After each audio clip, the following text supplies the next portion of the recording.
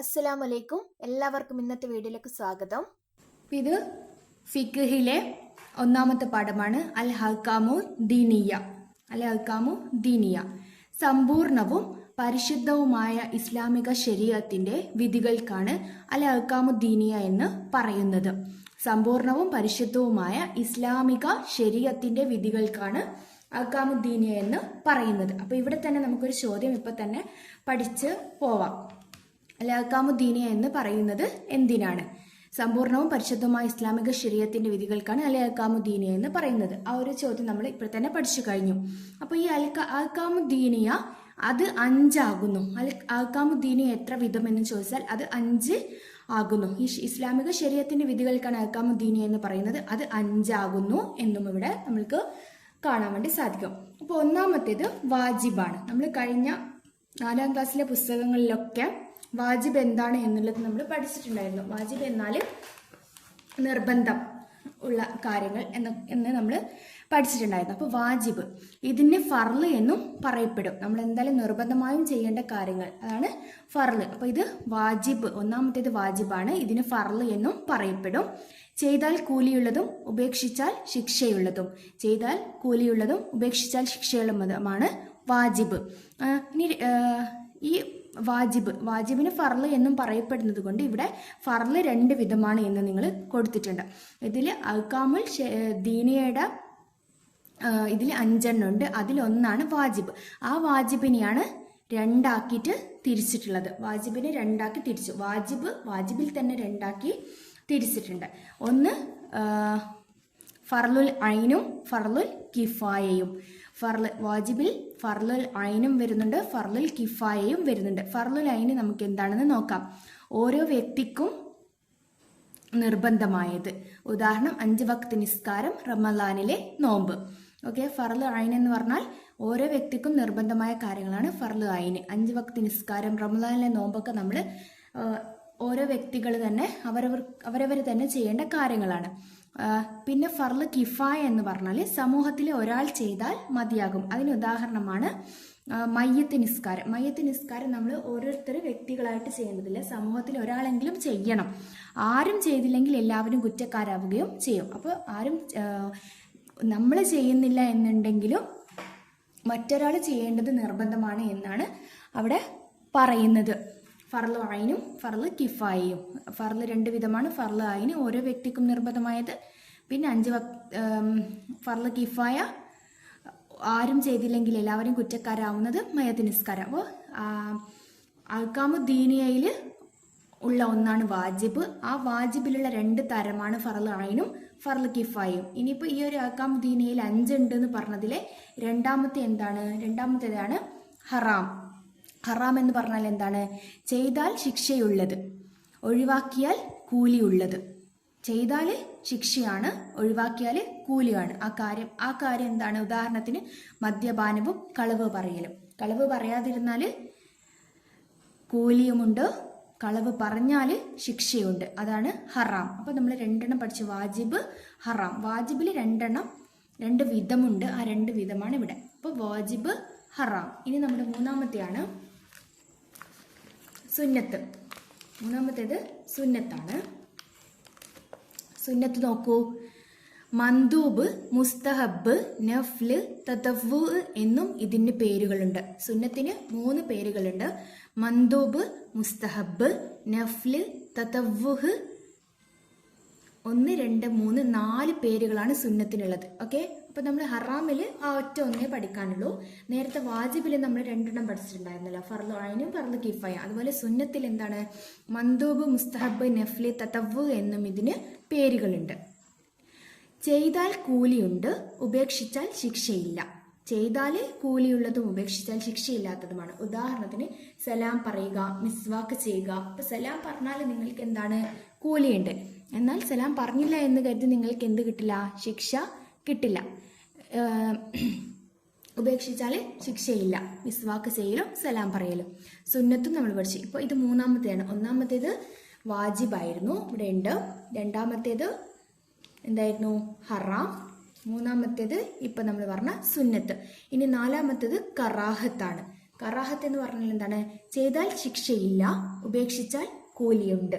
ചെയ്താൽ ശിക്ഷയില്ല, ഉപേക്ഷിച്ചാൽ കൂലിയുണ്ട്. അത് വളരെ ഇതല്ലേ, ചെയ്താൽ ശിക്ഷയും ഇല്ല എന്നാൽ ഉപേക്ഷിച്ചാൽ കൂലിയുണ്ട്. ഓക്കെ, ഉദാഹരണം വലത് ഭാഗത്തേക്ക് തുപ്പുക, നിസ്കാരത്തിൽ തല തുറന്നിടുക. വലത് ഭാഗത്തേക്ക് തുപ്പുന്നത് ശിക്ഷയില്ല, തുപ്പാൻ പാടില്ല, ശിക്ഷയില്ല, എന്നാൽ അത് ഉപേക്ഷിച്ചാൽ കൂലിയുമാണ്. അപ്പോൾ അത് ഉപേക്ഷിക്കുന്നതിൽ നല്ലത് അല്ലേ? ചെയ്താൽ ശിക്ഷയും ഇല്ല. നിസ്കാരത്തിൽ തല തുറന്നിടൽ, ഇതാണ് കറാഹത്ത്. ഇനി ഹലാൽ, ഇതിന് മുബാഴ് എന്നും പേരുണ്ട്. ഹലാലിന് മുബാഴ് എന്നും പേരുണ്ട്. ചെയ്താലും ഉപേക്ഷിച്ചാലും കൂലിയോ ശിക്ഷയോ ഇല്ലാത്തത്. ചെയ്താലും ഉപേക്ഷിച്ചാലും കൂലിയോ ശിക്ഷയോ ഇല്ല.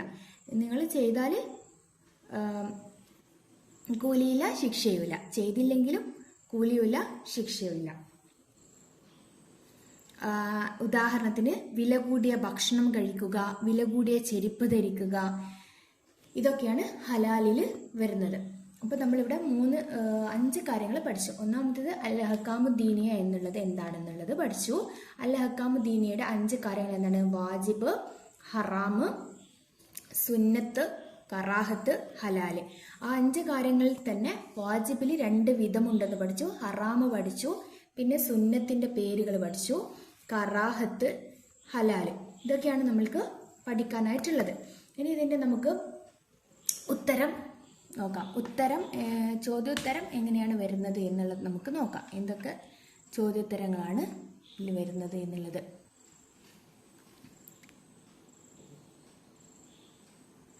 ചോദ്യം എന്താണ്? അൽ അഹ്കാമു ദീനിയ എത്ര ഏവ? അഹ്കാമു ദീനിയ എത്ര ഏവ എന്നാണ് ചോദ്യം. അഹ്കാമു ദീനിയ എത്രയാണ്? 5 ആണ് അല്ലേ? എന്തൊക്കെയാണ്? വാജിബ്, ഹറാം, സുന്നത്ത്, കറാഹത്ത്, ഹലാൽ. ഇതാണ് 5 എണ്ണം. ഫർളുൽ കിഫായ എന്നത് എന്താണ്? ഫർളുൽ കിഫായ നമ്മൾ എവിടെയാണ് പഠിച്ചത്? ഇവിടെയാണ് അല്ലെ. ഫർളുൽ കിഫായ 2 വിധമാണ് എന്ന് നമ്മൾ ഇവിടെ പഠിച്ചിട്ടുണ്ട്. ഫർള് കിഫായ 2 വിധമാണ്. ഒന്ന് ഫർള് ഐനും ഒന്ന് ഫർള് കിഫായും അല്ലെ. അതിലിപ്പോൾ ചോദിച്ചിട്ടുള്ളത് ഫർള് കിഫായ എന്നാൽ എന്ത്? ഫർള് കിഫായ എന്താണ്? സമൂഹത്തിൽ ഒരാൾ ചെയ്താൽ മതിയാകും, ആരും ചെയ്തില്ലെങ്കിൽ എല്ലാവരും കുറ്റക്കാരാകും. അതാണ് ഉത്തരം. സുന്നത്ത് എന്നാൽ എന്ത്? സുന്നത്ത് എന്നാൽ എന്ത് എന്നുള്ളതിന്റെ ഉത്തരം ഇതേ ഇവിടെയുണ്ട്. സുന്നത്ത് എന്താണ്? ചെയ്താൽ കൂലിയുള്ളതും ഉപേക്ഷിച്ചാൽ ശിക്ഷ ഇല്ലാത്തതുമാണ് സുന്നത്ത്. വാജിബിന്റെ നിർവചനം എന്താണ്? വാജിബിന്റെ നിർവചനം എന്താണ്? ചെയ്താൽ കൂലിയുള്ളതും ഉപേക്ഷിച്ചാൽ ശിക്ഷ ഉള്ളതും. അതാണ് വാജിബിന്റെ നിർവചനം. പിന്നെ ഫർളുൽ ഐൻ എന്നാൽ എന്ത്? ഫർളുൽ ഐനും നമ്മുടെ ഈ പേജിൽ തന്നെയാണ് ഉള്ളത്. ഫർളുൽ ഐൻ എന്നാൽ ഇവിടെ ഓരോ വ്യക്തിക്കും നിർബന്ധമായത്, ആണ് ഫർളുൽ ഐൻ.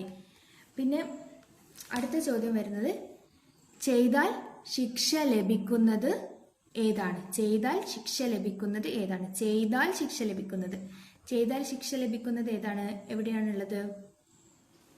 സുന്നത്ത് ചെയ്താൽ കൂലിയുള്ളതാണ്, കറാഹത്ത് ചെയ്താൽ ശിക്ഷ ഇല്ലാത്തതാണ്. ഇവിടെ ചോദ്യം ശിക്ഷ ലഭിക്കുന്നത്. അപ്പൊ നമുക്ക് ഹറാമിൽ നോക്കാം. ചെയ്താൽ ശിക്ഷയുള്ളത് എന്താണ്? ഹറാമാണ് അല്ലെ.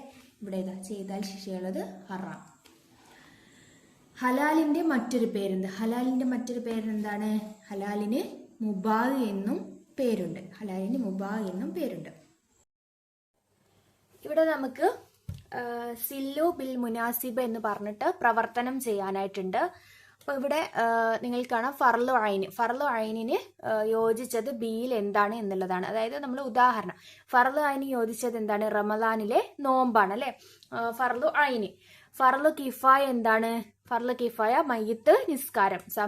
വ്യക്തിയായിട്ട് ചെയ്യേണ്ടതില്ല, സമൂഹത്തിൽ ഒരാൾ എങ്കിലും ചെയ്യണം അല്ലെ, അല്ലെങ്കിൽ ശിക്ഷയുള്ളതാണ്. ഹറാം എന്താണ്? മദ്യപാനം, കളവ് പറയൽ എന്നാണ് നമ്മൾ പഠിച്ചത്. ഇനി സുന്നത്ത് എന്താണ്? സലാം പറയൽ. സുന്നത്ത് ചെയ്താല് കൂലിയുള്ളതും ഉപേക്ഷിച്ചാല് ശിക്ഷയില്ലാത്തതാണ് അല്ലെ. കറാഹത്ത് എന്ന് പറഞ്ഞാല് വലതുവശത്തേക്ക് തുപ്പല്. ഉപേക്ഷിച്ചാല് എന്തില്ല? ശിക്ഷയില്ല, എന്നാല് ചെയ്താല് ശിക്ഷയില്ല, ഉപേക്ഷിച്ചാല് കൂലിയുള്ളതും ആണ് കറാഹത്ത്. ഇനി ഹലാലാണ് വില കൂടിയ ചെരുപ്പ് ധരിക്കല്. അപ്പൊ ഇതിപ്പോ ഓരോന്നിനും ഓരോ ഉദാഹരണങ്ങൾ വെച്ചിട്ടാണ് ഇപ്പൊ ഇവിടെ ഉള്ളത്. നിങ്ങൾ പഠിക്കേണ്ടത് ഓരോന്നിനും രണ്ട് വീതം ഉദാഹരണങ്ങൾ നമ്മൾ പാഠപുസ്തകത്തിലുണ്ട് അല്ലേ. അപ്പോൾ ആ 2 വീതം ഉദാഹരണങ്ങളും നിങ്ങൾ പഠിക്കണം. പിന്നെ ഇമ്പോർട്ടൻ്റ് ആണ് എന്ത്, ഇതിൽ നമ്മൾ എന്ത് പഠിച്ചിട്ടുള്ള അഹ്കാമുദ്ദീനിയയിൽ പഠിച്ചിട്ടുള്ള ഈ ഒരു 5 കാര്യങ്ങൾ കണ്ടില്ലേ. വാജിബ്, പിന്നെ എന്തായിരുന്നു, വാജിബുണ്ട്, ഹറാമുണ്ട്, സുന്നത്തുണ്ട്, കറാഹത്തുണ്ട്, ഹലാലുണ്ട് അല്ലേ. വ്യക്തമായിട്ട് കാണിച്ചു തരാം. അഹ്കാമുദ്ദീനിയയിൽ അപ്പോൾ വാജിബ് 2 തരമുണ്ട്, പിന്നെ ഹറാമ്, സുന്നത്ത്, കറാഹത്ത്, ഹലാല്. ഇത് പ്രത്യേകം എന്താണെന്നുള്ളത് പഠിക്കുക. പിന്നെ വാജിബിന്റെയും ഹറാമിന്റെയും സുന്നത്തിന്റെയും കറാഹത്തിന്റെ ഹലാലിന്റെയും ഉദാഹരണങ്ങളും പഠിക്കണം. അപ്പോൾ ഉദാഹരണങ്ങൾ തന്നിട്ട് ഇത് എന്താണ് എന്ന് ഇത് ഏത് അഹ്കാമുദ്ദീനിയാണെന്ന് ചോദിക്കാം. പിന്നെ ഈ 5 കാര്യങ്ങൾ തന്നിട്ട് ഇതിന്റെ ഉദാഹരണങ്ങൾ എഴുതാൻ വേണ്ടിയിട്ടും അതിന്റെ നിർവചനം പറയാൻ വേണ്ടിയിട്ടും നിങ്ങൾക്ക് ഉണ്ടായിരിക്കും.